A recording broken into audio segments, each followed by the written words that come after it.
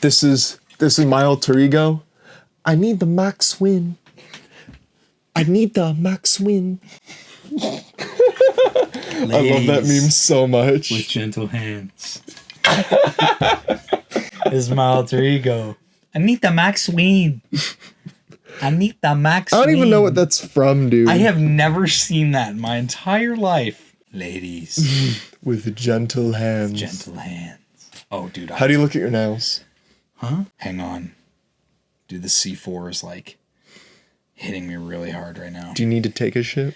I'm trying not to. I'm trying to wait till I get home. All right. Do you just want to go? What? Just go? Yeah. I don't know. I'm trying to figure that out. 'Cause I'm not there yet. You know what I mean? What if you get there in the middle of the show? I know. That's what I'm saying. You might as well just go. Because I didn't drink a lot of water at work. And then I chugged a canned C4 on the way from work to the gym. Hang on. Might just be some gas. Sometimes it's just... Pray that you don't shit your pants. Dude, I need to read one of these articles. They got the Epstein list. They got part of the Epstein list. You know Stephen Hawking was on the list? I'm trying to find the damn list. No, bro. I just gotta go. All right. Just leave the camera rolling. Okay. I just did demonic things to your mother's poor toilet. Damn. Dad had to take my sweatshirt off. Dude, it'd be like that sometimes. It was a leg grabber.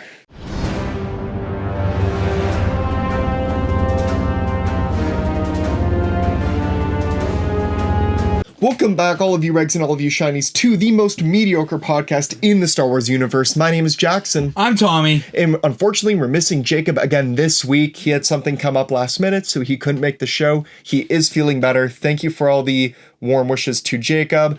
If you are brand new to watching the show, welcome. We love to have you here. If you are a returning fan and guest, thank you so much for being here again. If you want to join an amazing community of people who love to talk about Star Wars, feel free to join our Discord. Feel free to follow us as well on Instagram and X. We also have our YouTube that you are hopefully watching.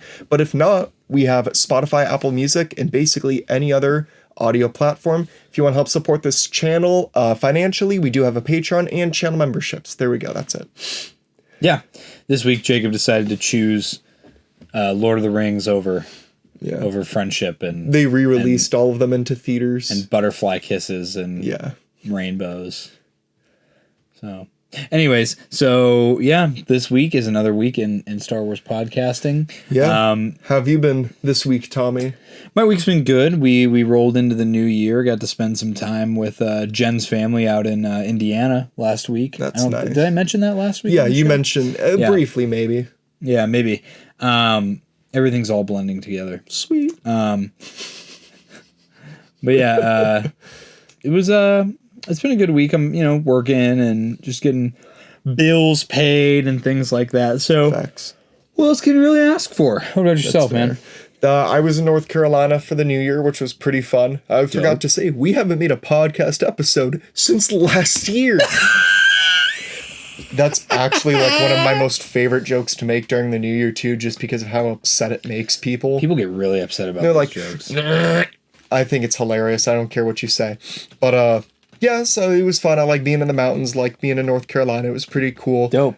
Stuck in Carbonite did not want to say hi, even though he was 3 hours away. Coward.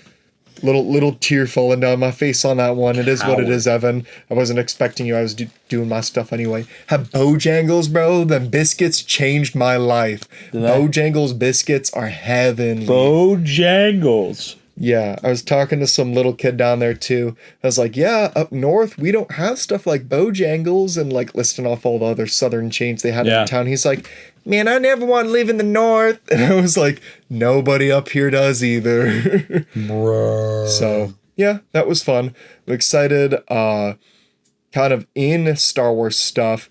Today, as of recording, on Wednesday was the release date of the new wave of Black Series figures. Yeah. And for Christmas, my wife got me it's the Switch re-release of it's got the Force Unleashed, Knights of the Old Republic, Pod Racers, Republic Commando. It's got a whole bunch of stuff on it, and I've been playing through the Force Unleashed, and I'm on the last level right now, and Starkiller, the Black Series figure, just came in stock today. Sweet. So I went to GameStop and picked it up. I was super happy because there was a ton of them. So really nice not to have to pre-order something and worry about it coming in. My store had it, and I'm like right next to the GameStop when I go to work. So worked out.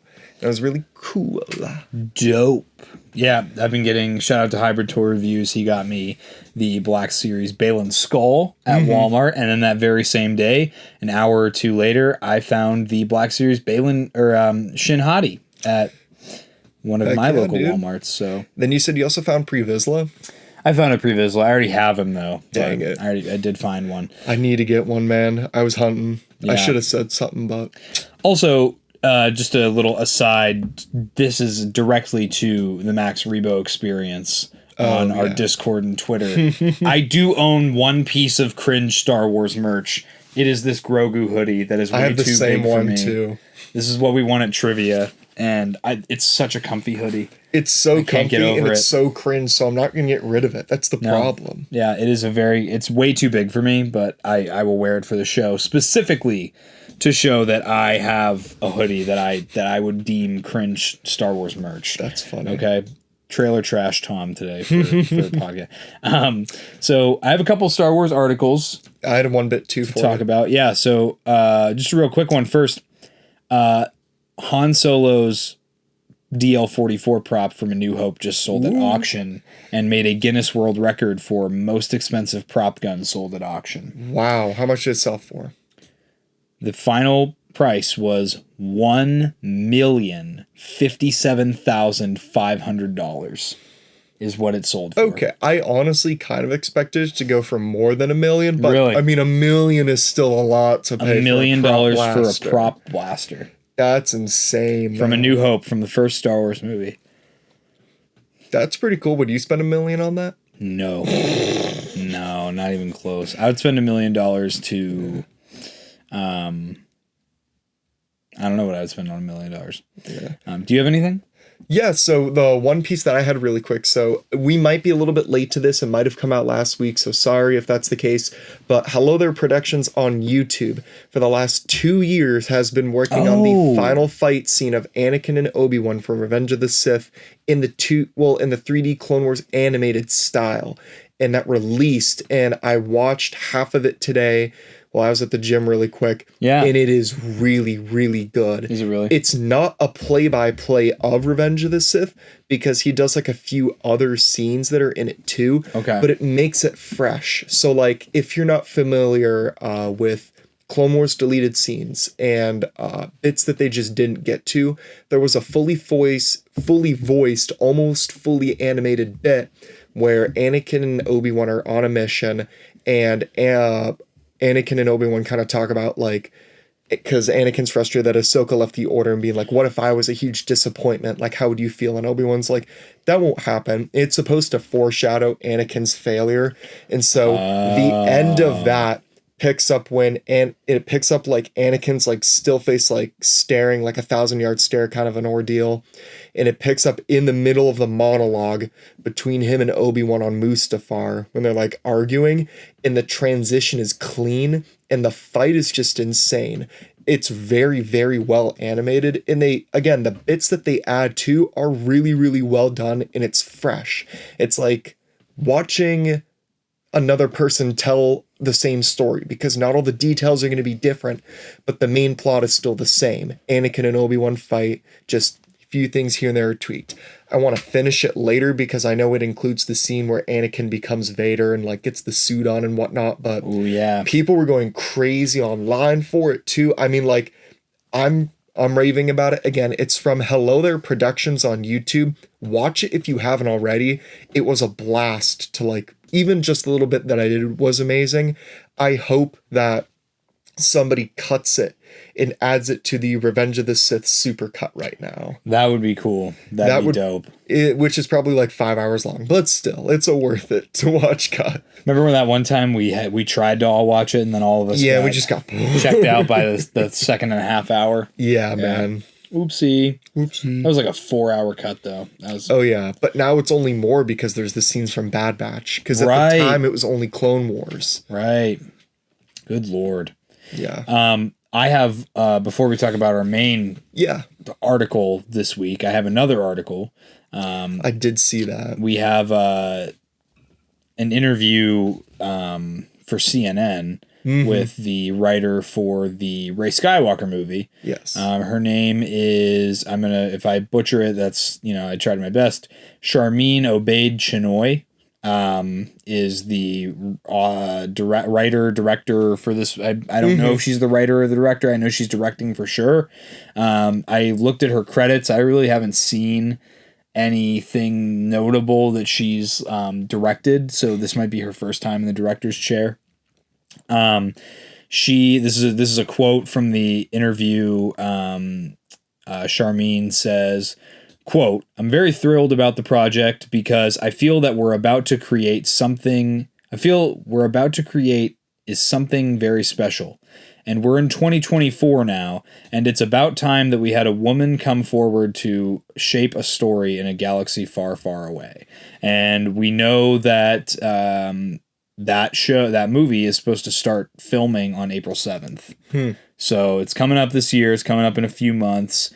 And of course, this interview came out, and you have the neckbeards that are jumping out and being like, "Oh, a woman," blah, blah, blah. But what do you think about the limited information from that? I feel like it's a little bit of in my opinion, the quote taken is very much supposed to result in the reaction that we're seeing online. Correct. I think it's cringe. Bad Batch is made by a woman, and so are several episodes of The Mandalorian and other Star Wars projects that we have right now. So to say we finally have a woman in the seat, well, we have, and they've made some really, really good stuff. So kind of cast that aside. I am really excited to see what they're doing with this movie. Right. I guess the excitement for me grows as it's now, okay, this will be the next Star Wars movie. These are the people. It's going to start production, unlike giving us a headline like how they have before, saying, maybe you'll get a movie, and maybe this will also be a movie. Rogue Squadron. Yeah, Rogue Squadron and such, where, I'm excited for it. Again, I just think the quote that they took was a little bit cringe, and maybe they could have done something different. What do you think? I'm with you, honestly, with thinking that it's kind of cringe. I think that her saying that is like you said, just like how the article pulls the quote. It's all looking for a reaction. It does honestly make me a little bit wary of how the movie's going to come out on screen, because we've talked about it so many times, so I'm not going to beat the dead horse, but it's Star Wars, and in Star Wars, there isn't that Marvel kind of style of talking about issues in like current day issues or like current event issues. And I could argue there is, though. I appreciate how Star Wars executes it, but they don't do it the way Marvel does. Yeah. Star Wars does it with characters like Princess Leia, or with characters like Sabine, or where there are moments in the show that would imply that maybe that character is being treated differently because they're a female. Yeah. But it's done so well in the story that it doesn't take away from the writing. So honestly, I hope that the statement is just her incorrectly, like you said, saying that this is the first time a female will be in the spotlight. Because we've already had Rey in 3 movies. We've already had Jyn Erso in Rogue One. Yeah. We've had Omega as a lead character, Ahsoka as a lead. Ahsoka just had her whole show. Yeah. So to say that it's about time we get a woman in the spotlight, to me, I think it's cringe, but I'm also not going to let it, because I'm a Star Wars shill. I'm not going to let it ruin my potential to have enjoyment in the movie. And I'm also not going to feed into the rigmarole of all the incessant complaining from incels. So it's, I think as we've gotten older and as we've kind of settled into this community online, we've found our place as we're kind of just tired of it from all angles. The ridiculousness. Radically for Star Wars, no matter what they do. Yeah, right.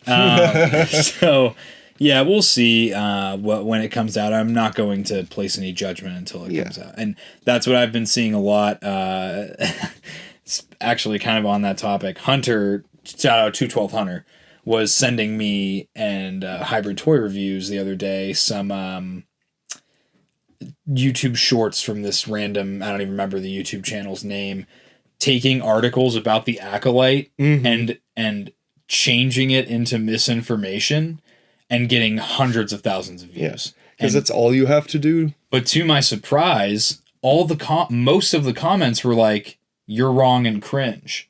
To his content, which that's new. I've never seen. Usually it's all like brain dead people agreeing with. But everyone, like the one, he was like, and this show is going to make the Jedi out to be the bad guys. And I was like, it's about the Sith. Yeah, it literally is about the Sith. Why would you not want to make the Jedi look like bad guys in this show? Yeah. And he did another one talking about how there's not going to be a lot of blasters in the show. So Leslie Headland, the director and writer for the show, said that it's not going to have a lot of blasters. And he's like he's trying to twist it into a complaint. And he's not even doing a good job of that. And all the comments were like, still take L's. It's about the Sith and the Jedi. Yeah. Why would they be using blasters? Unless you're a 50 cal Castus, but 50 cal Castus. So I thought that was again, I kind of think we're like, we always talk about the pendulum swinging. I think we're reaching a point where people are starting to get away from the outrageous, phony outrage videos, and they're starting to not become popular now. Hopefully that's a trend. I don't know. Hopefully. Outrage will always be number one on YouTube, so. Yeah, for sure. But yeah, so that's all I got for articles right now, unless I stumble across something else. But I think it'd be a good time to bring up Jackson's topic he found for the week. Topic of the week. So what I kind of wanted to discuss was that Adam Driver very recently just did a interview for the Ferrari movie that he was starring in. And the interview, towards the end of it, touched on a little bit about his time working on Star Wars, which was a surprise because I watched the interview all the way through and they really could have avoided Star Wars the whole time, but I guess it just kind of naturally came up because they were doing a segment that was like true or false, like what does the internet say about celebrities, is it true or not? It was inevitable because he was a main character. Exactly. And so, I mean, it started just because they're like, you turned down having like a dinner one time with Mark Hamill because of like this and that, but he was just like, denied it just because he said their schedules were different for the shoot for the movie, so that's why he couldn't. But I wanted to originally cover this because I had kind of in myself fallen for the clickbait advertisements that I had seen online saying Adam Driver was just in an interview and he said he hated the sequels and he said this and that about the sequels. And I was like, okay, maybe this would be a good idea for the show to talk about it, maybe see what he has to say. Right. And dude did literally not even hate on the sequels for a minute. He just really talked about his time as Kylo Ren and how what I really thought was funny was he was trying to discuss separating the seriousness of Star Wars with the comedy, I guess you could say, of what was acting, because he talked about moments where a scene was supposed to be like really dark or heavy or meaningful. And then on the offside, he said like in one instance, the person playing Chewbacca was trying to eat yogurt through the suit and it wasn't working, or like stormtroopers and people with masks were bumping into walls all the time when they were shooting because they couldn't see through the helmets and stuff. So I thought that aspect was a bit funny. What did you think about the interview? I like you said, the first thing I saw before I watched the full interview was all the clickbait videos from creators that we've talked about before, who are only here to make money off of content. Yeah, exactly. And so they were spinning a narrative saying that he was calling out the sequels and revealing information that we as the fandom didn't know before. What he said that I thought was interesting was that the character of Kylo Ren changed as J.J. Abrams and Rian Johnson went back and forth on their movies. J.J. Abrams wrote Kylo Ren to be the inverse of Darth Vader, in that Kylo Ren would get progressively darker Yes. as the trilogy progressed, whereas Darth Vader pulls back to the light as the trilogy moves on. Mm-hmm. And that theme still stayed in The Last Jedi. Is what he said it still fit because he ends up killing Snoke and taking control as supreme leader, you know. So, and he said that he was interested to see what it would be like for a Skywalker to be in control of the whole galaxy, like unopposed. And then Rise of Skywalker came along, and he did say the whole Ben Solo thing was never talked about until the Rise of Skywalker. So to me, it was just awesome to see honest thoughts from an actor. That was my initial thoughts on it. But if you, I dwelled I'm totally on it with that too. I mean, obviously they're not going to know everything going into the shoot, and there will be changes like along the way. So again, I thought the idea that Kylo Ren was supposed to be the inverse of Vader was a unique idea. Yeah. Again, the surprise that he wasn't supposed to be Ben Solo in the last movie, but I still feel like the inverse of Vader kept true to the most part for the movies, but I feel like the way that it happens is more realistic too anyway, just because I can't really see a character persistently staying evil. So we have like example being like Dr. Hemlock in Bad Batch. Right. I can't see him ever becoming good. I can only see him becoming worse. And I feel like there's those early tendencies with Kylo Ren in 7 and 8 that he's never really fully sure what he wants to do, but he's doing it because he believes it's correct. And then you only see that start to break apart in the 9th movie where his true character is revealed. So I feel like it worked perfectly fine and the cohesion was there. I think that it was good to hear, like I said, it was good to hear from an actor the process, but it just confirms what we all already knew, which has been said by countless executives and actors and producers and whoever else has been interviewed over the last 4 or 5 years, that Disney and Lucasfilm did not, like, none of the directors or writers had a written out plan for these 3 movies. And they were just handing off the torch to different writers and directors. And everyone knows that in retrospect that probably wasn't the best idea. And you'll learn from it. Yeah, to me, this interview did not reveal anything new. It just again adds confirmation to information that we already knew as like diehard fans of Star Wars.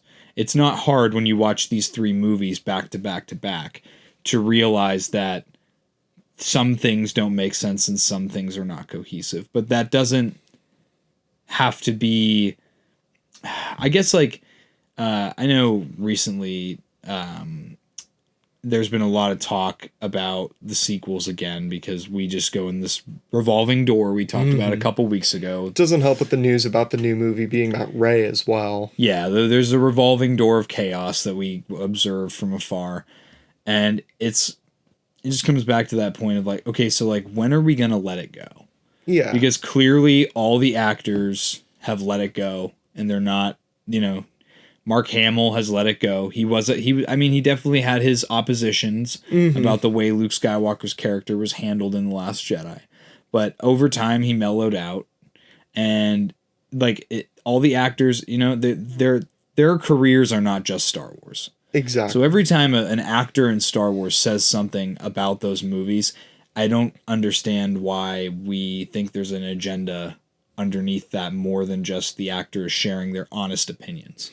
You know, so it's really I hate when things like that get used as ammunition to say like I was right. I'm like, come on, man! Like the movies are how old now? Like The Force Awakens is 8 years old. Yeah, this year and they won't let it go. It's going to be 9 years old this year, and we still haven't let it go. Yeah, you know, I feel like people are never going to let it go, but until the next great disaster happens and whatnot. But disaster in quotations. I still think the movies are fine how they are, and it's a good addition of content to Star Wars. And yeah, they learned from it, and I feel like they've improved ever since. So what other criticism can you have? I know one of the big critiques too that some of these diehard people kind of go back to is that when George sold Star Wars, that there was a script for how the rest of the trilogy should happen, but it was never in the deal that they should follow that. He was like, you can have this if you want it, but Disney was like, yeah, but we don't have to use it. Yeah. So I still feel like there is potential. People really just kind of want to write off that, Rey is the future right after Return of the Jedi, so we can never touch on Luke again, but there's still plenty of time to touch on any of the legacy characters in this time gap that we have, what's in the Mandalorian's time zone before The Force Awakens even starts. Again, just because people don't really pay attention to the timeline and how much of a gap there is, and that they're trying to fill it. And again, they can cater to all these hardcore fans' hopes and dreams. Maybe I really hope Mara Jade isn't in it, but any of the other little bits that they would have ever wanted that would lead to an Heir to the Empire style movie or show or anything really. Yeah, I am of the opinion that when it comes to the argument, I totally lost my train of thought. How'd you start your thought right there? Dude, I'm having the biggest brain fart. I'm so tired right now. I was talking about just saying how it's bad, how there was a script for the originals, but they didn't have to go along with that. George Lucas's sequels. Thank you. Okay, because that was what I was on. Because then I started thinking faster than I could talk. Okay. I honestly, I've heard George Lucas's pitch, like, idea for his sequel trilogy, and I hate it. I mean, have you ever heard the whole thing? I haven't, just because. Yeah, I mean, so I'll lay it out for you, just the main beats, because there's no like fleshed out story. It's just beats. Okay. You have Luke trying to rebuild the Jedi Order. Yeah. That part's cool. You have Leia trying to rebuild a republic. Mm-hmm. That sounds cool too. Yeah, that's fun. The main villains are Darth Maul and Darth Talon, the super over-sexualized red Twi'lek as his apprentice. They are the main. Let's cut that from canon forever, please. They're the main big bads. I've seen too much of Darth Talon on sites that will not. What do you mean named. by that? What do you mean by that? So I will not ever be able to take her seriously on screen if she ever comes in Star Wars, okay? So I'll be like, I remember this one time I was a kid and on the family computer, I went, this is not Star Wars. Your dad finding the computer going, what is this? There's a virus. No, it was my old iPod Touch. Let's be real. That's facts. But you had to, because my room was far away from the router, so if I lost Wi-Fi connection, I'd have to like walk to the doorway, get that Wi-Fi back, and jump back in bed, you know? Let's get off this. So anyway, so they were supposed to be the big bads. Yeah. And Luke was going to fight them. Mm-hmm. Well, then it ends up coming out by the end of the trilogy, George Lucas would reveal that Leia is actually the chosen one. And she rebuilds the New Republic and defeats the enemy in the end. And there's a couple things that I have beef with that personally. And why I honestly, with all the problems it has, I'd rather have this sequel trilogy that we have with all of its issues than have George Lucas's. And that's the other thing. I see so many comments like, George Lucas's sequels would have been so much better. And I'm like, okay, well, first of all, you wouldn't have any of Darth Maul's story in Rebels. That's true. And because this was pre-Rebels when this was written. And I love Darth Maul's inclusion in Rebels and his conclusion to his story. Oh, yeah. In Rebels. And I also, everyone complains about Rey. If you make Leia the chosen one, I have just as much of a problem with that as saying Rey is the chosen one. Mm-hmm. It's Anakin. Anakin is the chosen one. Yeah. Like, that is just how it is. Unless I get told otherwise by something on screen, I probably would have a problem with it no matter what. It would be a hard adjustment. So that's my big, and the most of the movies, because there's no empire, so they're fighting crime syndicates because Maul's in charge of crime syndicates. Yeah, see, that's what I remember seeing too from the Heir of the Empire. I mean, obviously you have Thrawn, but then there's crime syndicates. I'm like, what's the real point? Well, and imagine, like, there's so many people that only watch the movies. Imagine you watch episode 1, and you have Darth Maul, who's this pretty inconsequential character that dies off, and then you don't see him until the 7th movie. And then it's like, oh, and Darth Maul's back. And he's the main villain for the next trilogy. Somehow Darth Maul returned. Ain't that the truth? Yep. So, I mean, and I also feel like it just wouldn't fit with the Clone Wars. Yeah. You know? The story worked out how it did, so I'm really not upset with that at all. Yeah, so that in a nutshell is George Lucas's idea for a sequel trilogy. And yeah, I've heard I'm not with it. I can't get down with it. And I'm fine.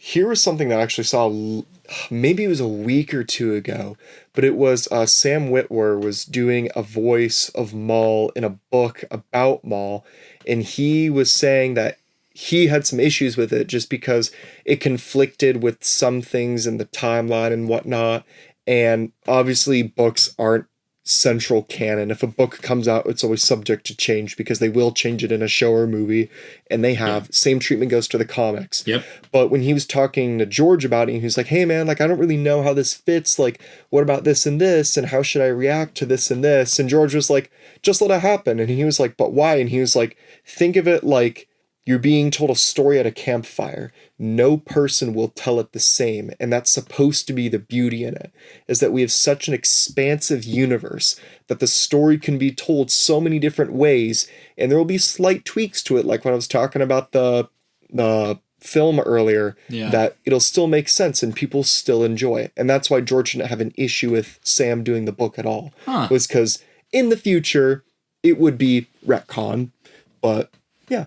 For sure. What do you think about that? I think that's pretty profound. And Sam Witwer has some amazing interviews as well. Like I remember the interview where he corrected Dave Filoni. Yeah. On something in the Clone Wars.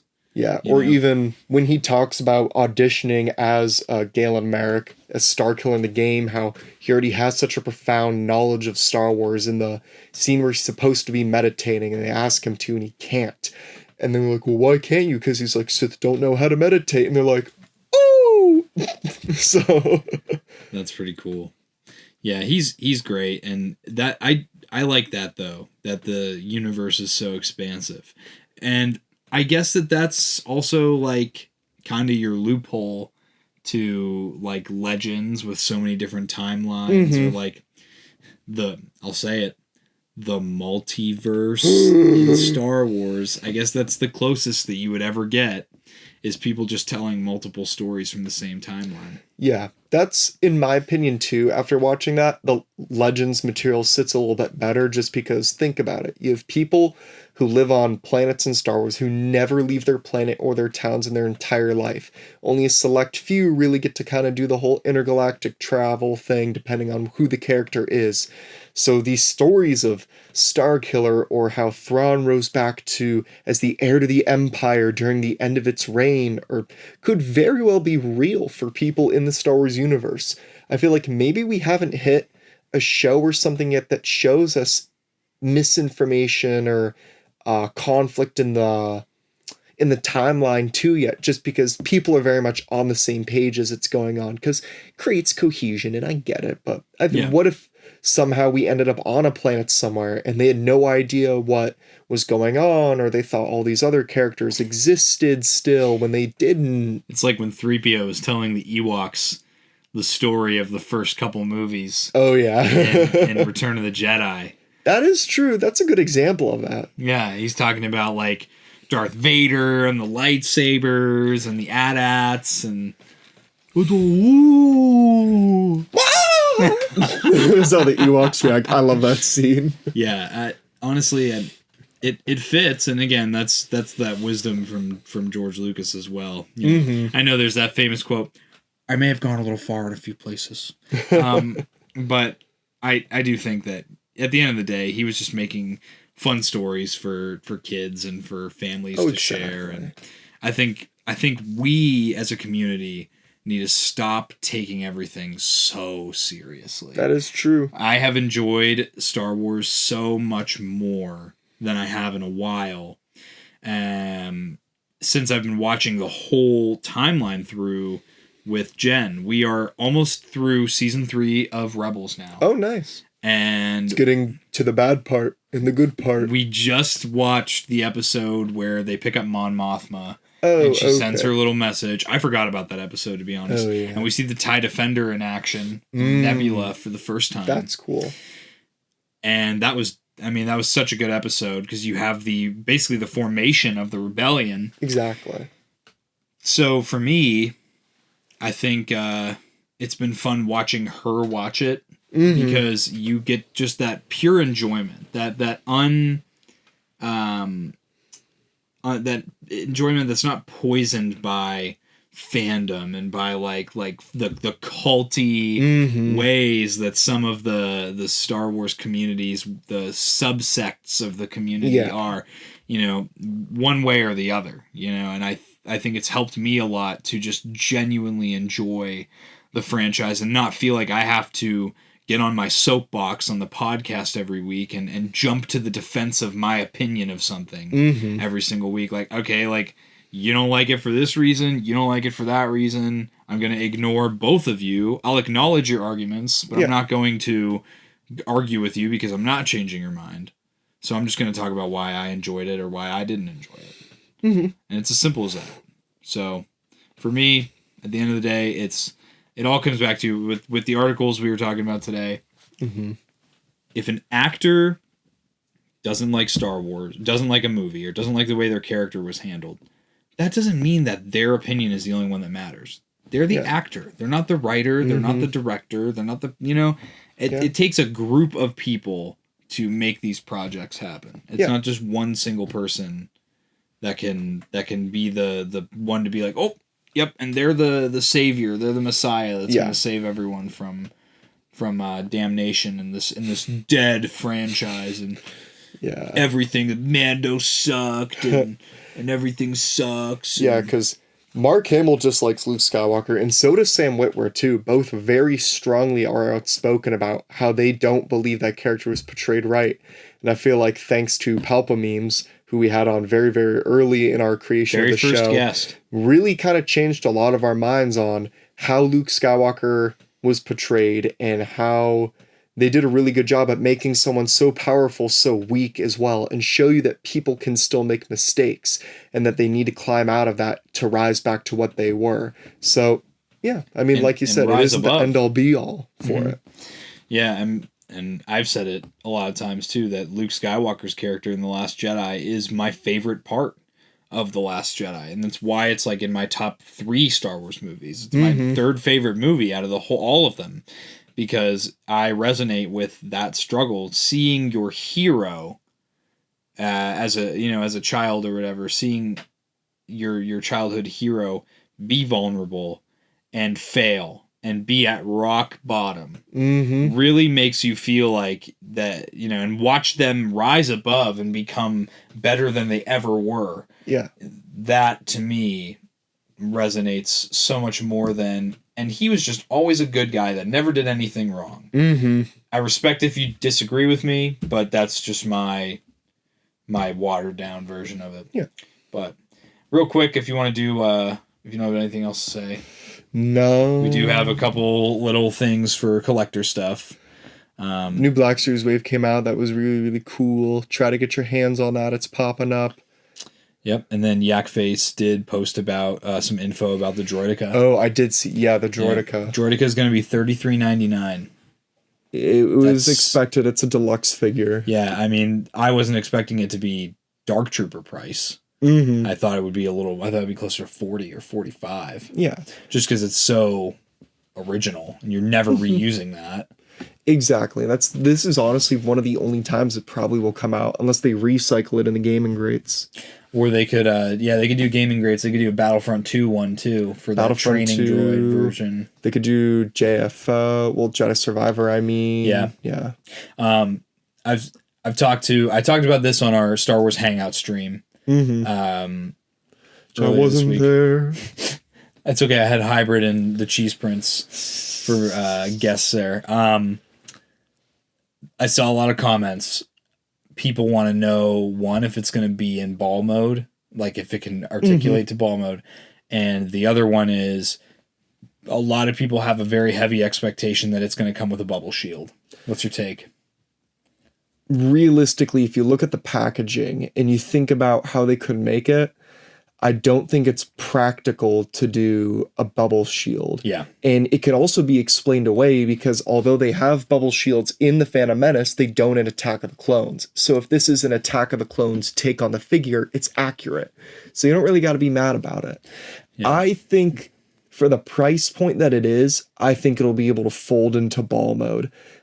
Because, I mean, we have one of the original, like the Clone Wars version of it. All you need is for the chest, like the rib cage area, to just go down and it would click in, and then you just put the guns in like this, and then the legs just all fold up. Yeah. And that's how it rolls. It isn't that hard of an articulation to do, so I feel like it's possible, and I feel like it could happen, but I don't foresee a bubble shield. I think that's way too complex and way too weird, in my opinion, of a prop to even add, because you're basically putting a fishbowl over your action figure. You're putting it in a jar, Hybrid.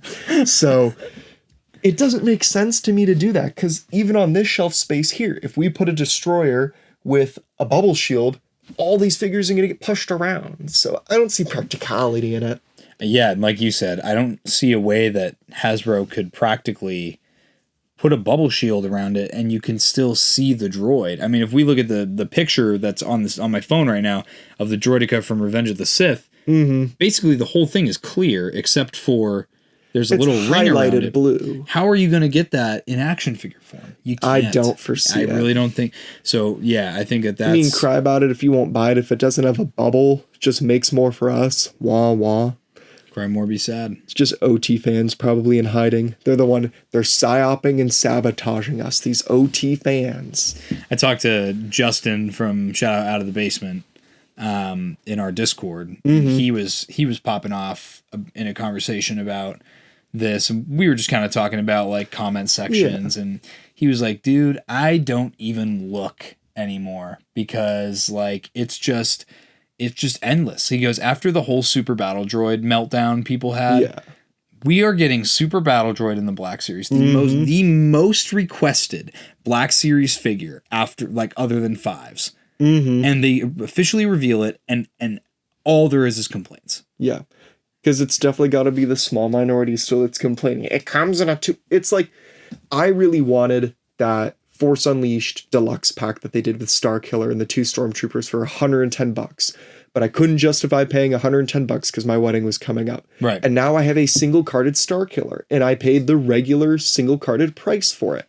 So this is the same exact thing. If you don't want to pay the $50+ it is for these 2 figures, wait, because they confirmed it was going to be single carded. So as soon as that comes out, then bust out your wallets then. I get if people don't buy this, and it will probably be underproduced and go on clearance later maybe, but like it is what it is. And I think for $33.99, like, why wouldn't you? That was what I was going to say. So back when the Phantom Menace came out, they had action figures. They tried 6-inch figures back then. They had, I think it was an Obi-Wan, a Qui-Gon, maybe a Darth Maul, but there was a droideka. Okay. There was a 6-inch droideka. I'll yeah, because I saw the droideka your dad posted. Because we got they did a 6-inch version of a Stap that was accurate that Hybrid or Hunter bought at ICCC, and they put their battle droids on it, and it was legit. Like you could use it at like 2 scale. Yeah, because they reused it for their 3 3/4. I just forget who bought it. One of y'all fellas bought it. It was hybrid. Okay, I knew one of them fellas bought it. But the droidic, that 6-inch droideka could fold up into a ball. Oh yeah. I'm wondering if they're just going to take that and put it in this in new box. It would make sense. It makes sense.